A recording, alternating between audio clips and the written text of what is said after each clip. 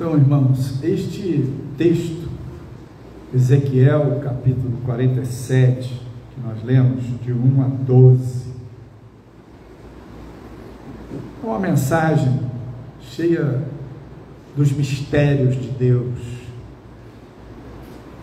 Fala para Israel um tempo de restauração,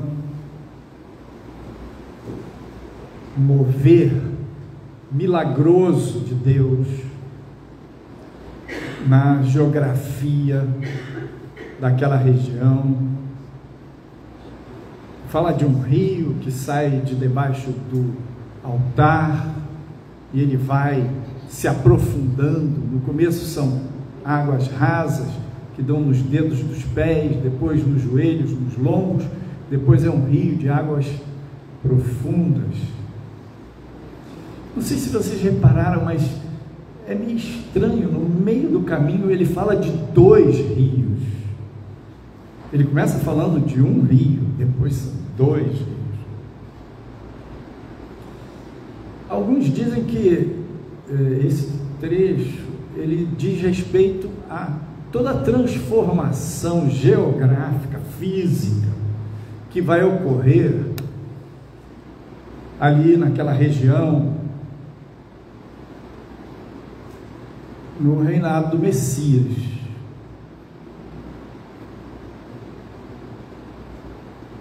Que um desses rios vai para o Mar Morto e vai sarar o Mar Morto, e o outro vai para o grande mar, o Mediterrâneo.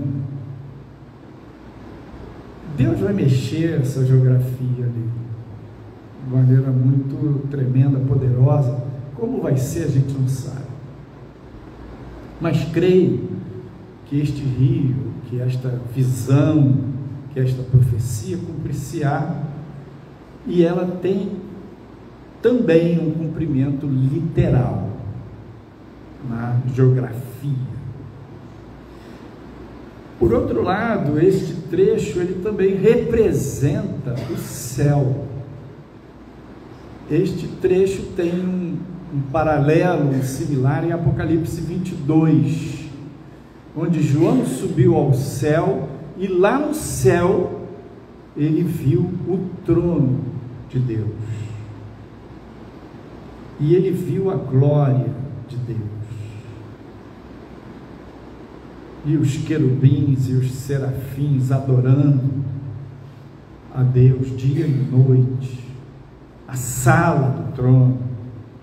E ele viu a cidade, e viu que de debaixo do trono de Deus saíam umas águas, e essas águas formavam um rio de águas cristalinas, claras como o cristal.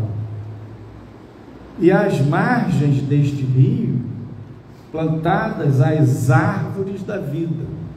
Aqui em Ezequiel diz que também tem árvores, e essas árvores darão fruto para as nações, e a sua folha servirá de remédio. Em Apocalipse também fala isso. Fruto da árvore da vida vai servir para as nações. No milênio, as pessoas viverão 1000 anos, haverá um renovo, as pessoas das nações, os filhos de Deus, terão vida eterna, mas aqueles que sobreviverem aos juízos tremendos do Apocalipse, comerão desse fruto, terão vida renovada, receberão das folhas dessa árvore, serão sarados. E aqui neste trecho de Ezequiel diz que por onde essas águas passarem, elas sararão, elas produzirão saúde.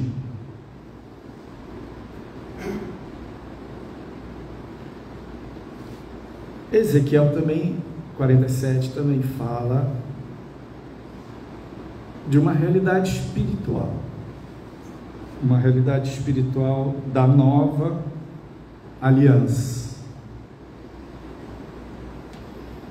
João capítulo 7, 37 diz assim: e no último dia, o grande dia da festa, Jesus pôs-se em pé e clamou, dizendo: se alguém tem sede, venha a mim e beba. Verso 37, agora o 38. Quem crê em mim, como diz a Escritura, rios de água viva correrão do seu ventre. João 6,35.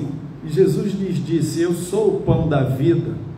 Aquele que vem a mim não terá fome, e quem crê em mim nunca terá sede.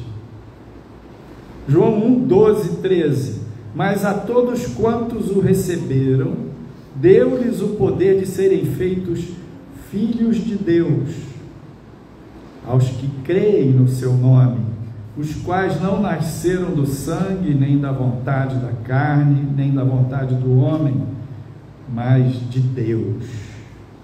1 Coríntios 6,17.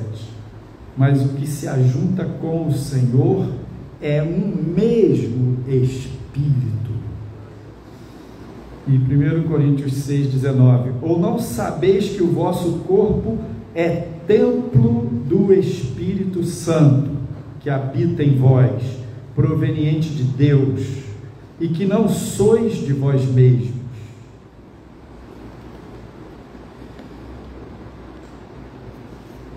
Essas citações do Novo Testamento falam de que na Nova Aliança, este rio que é real lá no céu,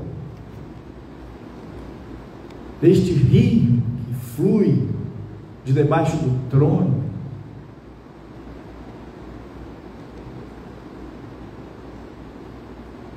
ele está dentro de nós. Deus está dentro de você. O seu Espírito, quando você aceita Jesus Cristo como seu único e suficiente Salvador, o seu Espírito se une ao Espírito do Senhor e se faz um só com Ele. E na Nova Aliança, então, o trono de Deus também está dentro de você. Você pertence a Ele, Ele lhe pertence.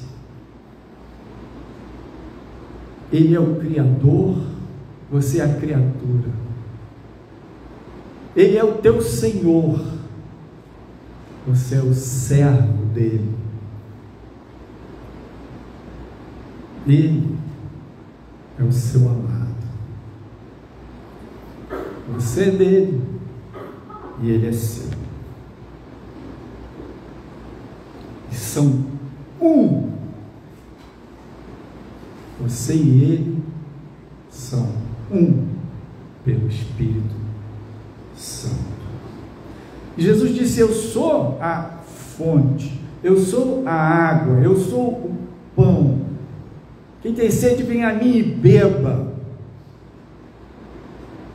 Quem crê em mim nunca terá sede. O fato é que a gente caminha nessa terra e a vida é dura. O caminho é estreito, o mundo é mau, os dias são difíceis. Todos nós sabemos bem o que é viver e como é duro, como é dura a realidade, como as coisas não são fáceis, e não são fáceis para todo mundo. E às vezes no caminho a gente se cansa, muitas vezes a gente se abate, a gente tem a sensação de estar sozinho, a gente se enfraquece. Estar cansado é uma coisa, estar fraco é outra. A gente adoece fisicamente, a gente adoece emocionalmente. Ao longo do caminho, a gente adoece espiritualmente. São doenças diferentes. A física, a da alma e a do espírito. A doença física a gente conhece, uma virose, uma infecção, um volvo intestinal. O que é volvo intestinal? Nó nas tripas. A tripa dá o intestino dá um nó que aquilo não desata. Tem que operar, senão morre. É doença física. Doença da alma. Traumas. Vivências difíceis. Problemas do passado. Você foi atropelado. Você foi humilhado. Você foi esmagado. Você foi injustiçado. E às vezes isso não aconteceu apenas uma vez, mas outras vezes, repetidas vezes, e aquilo deformou as suas emoções, a sua alma. Doenças espirituais. O inimigo te enganou e você acreditou numa mentira, que Deus não se importa com você, você comprou aquilo. Quando bateu uma luta, um sofrimento, ele jogou aquela sementinha e você comprou aquela ideia. Doença espiritual é um adoecimento da fé. E vários níveis de doença espiritual. Crenças erradas, medos, temores, opressões. Então é um demônio que encosta na sua vida, um espírito que monta nos seus ombros. Ele não toma totalmente teu corpo, tua mente, mas você adoece fisicamente. Você fica com uma doença física causada por um espírito. Na Bíblia a gente vê isso claramente nos dias de Jesus. No caso, ele era um surdo, mudo, e Jesus põe o dedo no ouvido daquele homem e diz: Efata, quer dizer, abre-te. E o cara passa a ouvir e falar. No outro caso, trazem um homem para ele, surdo, mudo, e ele expulsa um demônio. Aquele homem estava surdo, mudo, porque ele estava debaixo de uma opressão ou possessão. Então a doença espiritual, ela pode ter níveis de gravidade variados, para mais, para menos. E também na doença espiritual, as heranças da família. Pai, o avô, do lado paterno, do lado materno, se envolveram, pactuaram, consagraram você desde o ventre, sei lá o quê. O cara diz assim: você é médium de berço. O que é isso? E você desde criança vê umas coisas, tem umas intuições. O que é isso? Como que uma criança tem percepções espirituais? Jesus não disse que dos tais é o reino dos céus? Jesus não disse que os anjos que assistem as criancinhas têm acesso ao trono? Como que uma criança fica assim, oprimida? A abertura dos pais. Os pais são sacerdotes, invocam, dão abertura para forças demoníacas. Por isso, Em Êxodo 20 diz: não envolva-se com idolatria, porque eu visito a maldade dos pais nos filhos até terceira e quarta geração daqueles que me aborrecem. Então, às vezes a pessoa tem uma doença espiritual, ela não tem noção de que por trás da doença física dela, por trás daquele mundaréu de mágoa, ressentimento, de trauma, tem uma opressão, tem um jugo espiritual que não deixa ela se libertar. Olha, na parte espiritual, creio eu, além dessa herança familiar, também tem a herança da sua terra, da sua gente, do seu povo, que você não vê, você não percebe, mas pode ser maior ou menor, pode ter um grau de peso espiritual ou pouco peso sobre a sua vida pessoal, mas tem. A herança não é só da família, a herança espiritual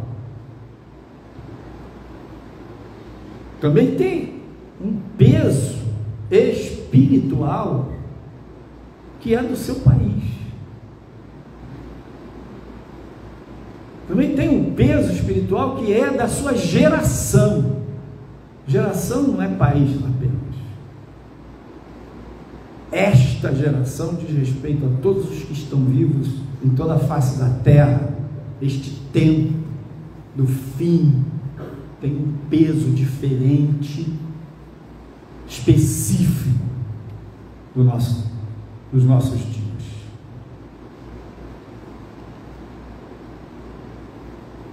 Mas a Bíblia é muito clara em dizer que ele foi moído pelas nossas transgressões. Isaías 53. E o castigo que nos traz a paz estava sobre ele, e pelas suas pisaduras nós fomos sarados.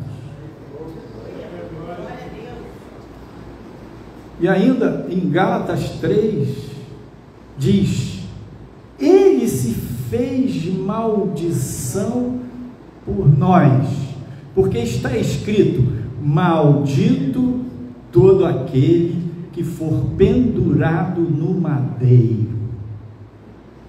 Em Coríntios diz que Jesus é o último Adão. Imagina todos os Adãos, os descendentes de Adão que haviam vivido, que viviam na época de Jesus, e os que haveriam de viver. O último. Ainda tem descendentes de Adão que vão nascer. Quando o Pai olhou para o Filho encarnado, o Verbo, Jesus, o homem, ele era o último no olhar do eterno, na conta da eternidade. E ali na cruz, o Pai fez cair sobre ele a iniquidade de todos os Adãos. Não só isso, toda a maldição, todos os pactos, toda a herança, toda a imundície, todos os laços espirituais, toda a força do inimigo, todas as obras do diabo, ele na cruz carregou o juízo, o castigo, o preço de tudo isso. Ele absorveu sobre si. Ele se fez maldição em teu lugar.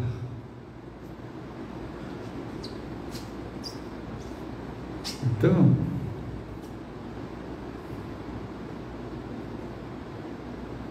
pensa bem, a sua herança ela não é pequena em Cristo Jesus. Nós, em certo sentido, do ponto de vista psicológico, nós somos o passado. Como assim, pastor? Imagina que a minha mão esquerda representa aquilo que você herdou dos seus pais.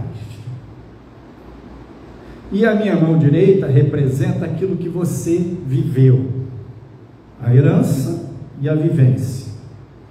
E essa soma da herança com a vivência formou você. Forjou a sua personalidade. É você. É a sua alma. Sua alma tem a ver, você tem a ver com o que você herdou e com o que você viveu. Por isso a gente pode dizer, nós somos o passado. Você é o resultado de toda essa história, dos seus pais, dos seus avós, da herança de Adão, das heranças espirituais, somado ao que você passou, ao que você viveu, a cada experiência, cada segundo, até agora.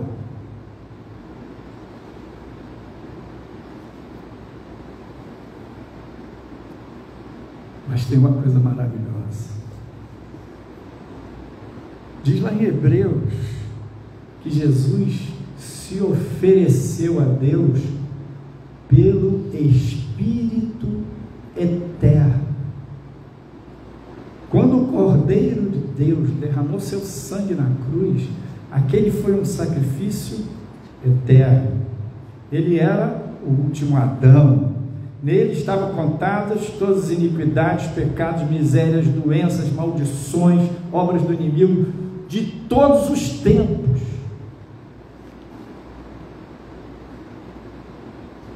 Hebreus 9,14 diz: quanto mais o sangue de Cristo, que pelo Espírito eterno se ofereceu a si mesmo, imaculado a Deus, purificará as vossas consciências das obras mortas para servirdes ao Deus vivo, o Espírito eterno. A obra eterna. A cruz de Cristo, ela está para além do tempo. A cruz, a pessoa do Filho de Deus na cruz, a obra da cruz, a morte e a ressurreição transcendem, ultrapassam primeira, segunda, terceira, quarta dimensão, ultrapassa tempo e espaço. Imagina assim, o sangue de Jesus que purifica seus pecados, os meus pecados, os nossos pecados, vale eternamente, como se tivesse sido derramado agora de manhã. Por quê?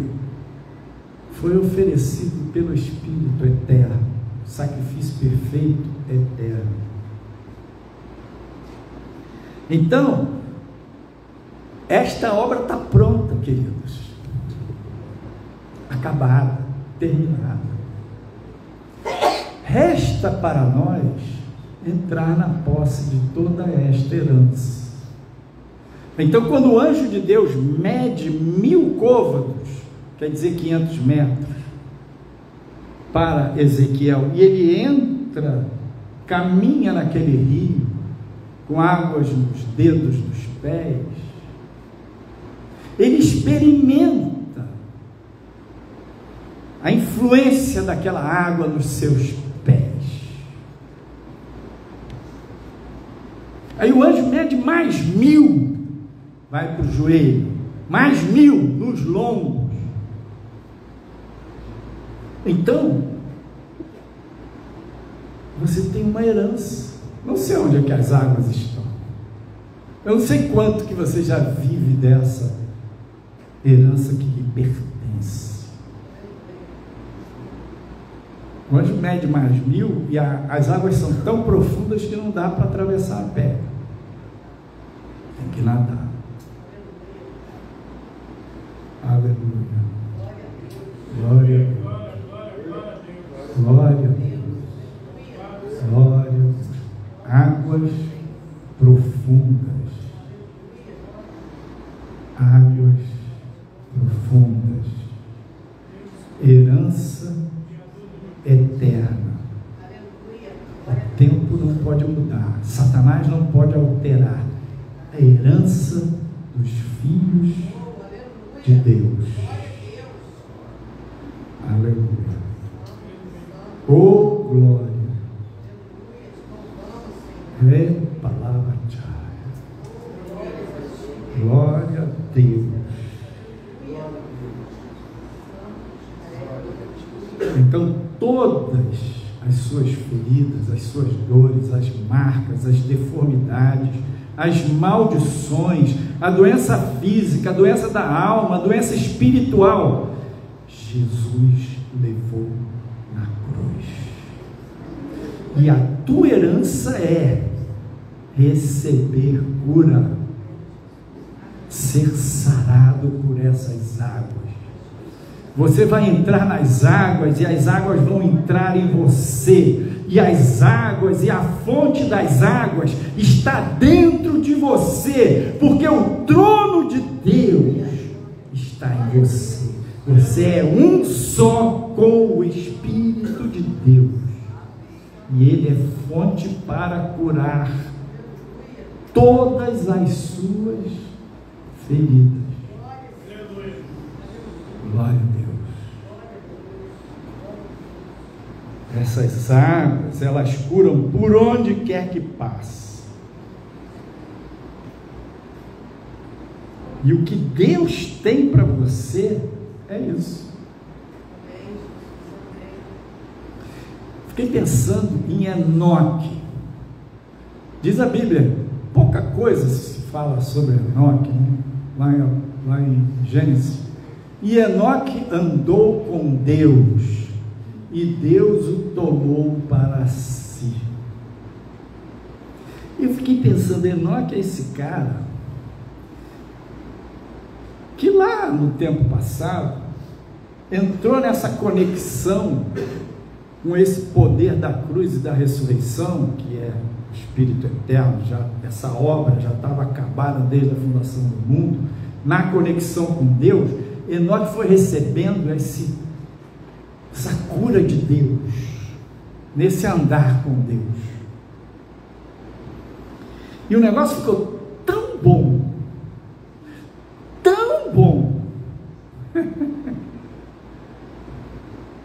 Enoque não era mais daquele tempo.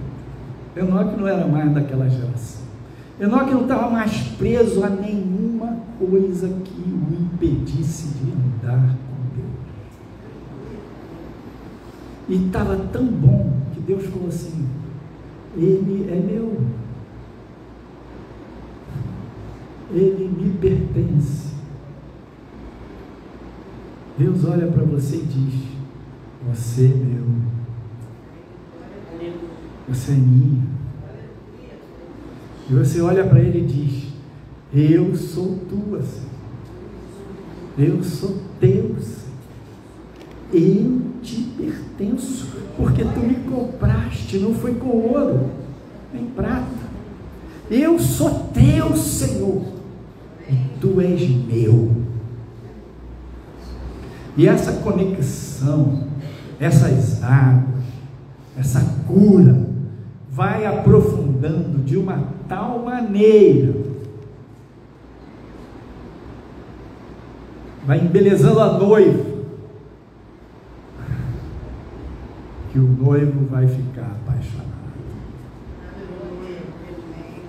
Chega a hora que Jesus não vai aguentar tamanho amor. Essa hora os anjos esperam. Eles conversam entre si. Quando será? Ninguém sabe. Ah, mas está chegando.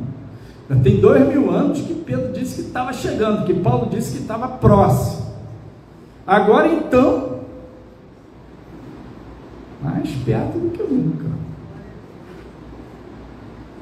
Mas o Senhor, essas águas, esse mover de Deus, de dentro para fora, curando, sarando corpo, mente e espírito, isso vai fluir de uma tal maneira que a beleza de Cristo vai se revelar na noiva de uma tal forma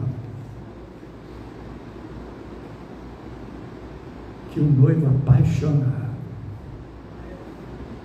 vai se levantar.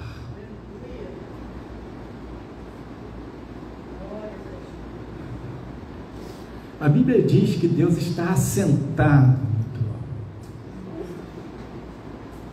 O pai diz ao filho: assenta-te à minha direita até que ponha os teus inimigos por estrado dos teus pés. Nós estamos assentados em lugares celestiais em Cristo Jesus. Mas essas águas, o mover dessas águas, de dentro para fora, o Espírito de Deus, através do seu Espírito, sobre a sua alma, sobre o seu corpo, na igreja, no corpo de Cristo, essa beleza de Cristo sendo entalhada em cada um. Esse negócio vai fluir de uma tal forma, meus irmãos, nem o inferno, nem o mundo, nem o pecado, nada vai impedir essa cura. Nada vai bloquear esse mover de Deus. E a igreja vai resplandecer na glória do Senhor de uma tal maneira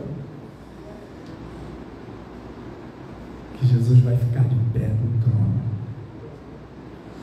Jesus vai se levantar. Um anjo vai dizer para o outro: será que é agora? Será que é agora?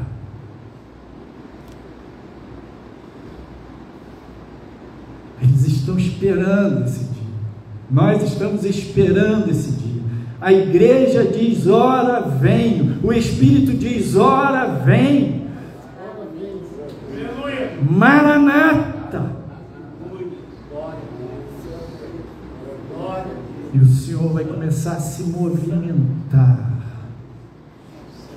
para fora do trono. E um anjo vai dizer para o outro: é hoje. E isso vai espalhar como rastilho de pólvora. Isso vai espalhar. Um anjo dizendo: é hoje, é hoje, é hoje. Aleluia, aleluia, aleluia. Glória ao Rei dos Reis, Senhor dos Senhores, glória ao Cordeiro, que é digno de tomar o livro e abrir os seus selos, porque para Deus e Pai compraste homens de todas as raças, tribos, línguas e nações, e os fizestes reis e sacerdotes. Aleluia. É hoje o dia. Hoje. Hoje é o dia de você largar seus fardos aos pés do Senhor. Hoje é o dia de você receber a cura que vem de Deus, espiritual, emocional, psicológica, física. Hoje é o dia de você dizer: Senhor, move essas águas, porque eu sou noiva. Eu quero estar apaixonado por Ti. Eu quero aguardar aquele dia.